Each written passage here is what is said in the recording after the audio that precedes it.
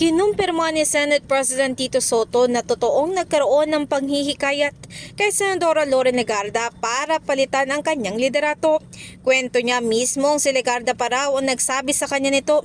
Hindi rin naman daw ito tinanggap ng senadora dahil hindi siya interesado sa pwesto. Yes, ang buong majority namin very solid. As matter of fact, mga dalawa sa mga inating kasama dati, makapasama.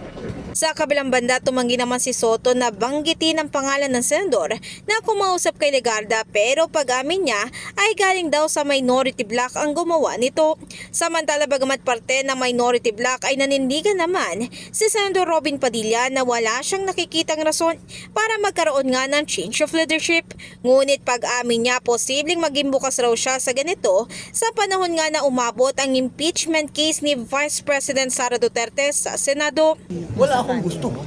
Okay. Wala akong gusto. Sinasabi, isang tanong kasi, kung ako ay halimbawa, magkakaroon ako ng pagnanais na magpalit ng leadership, sa usapin na halimbawa, impeachment.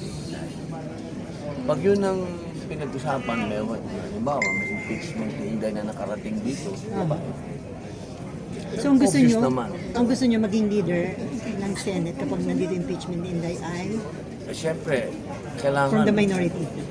Sana, inshallah, God willing. Maaalala, una na ngang inihalin tulad ni Senate President Pro Tempore Ping Lacson sa rebelyon ang pagbabanta sa Senate presidency dahil may tuturing daw itong continuing crime. In the heart of changing lives, ako si Brigada Ann Cortas ng 105.1 Brigada News FM Manila, the Music News Authority.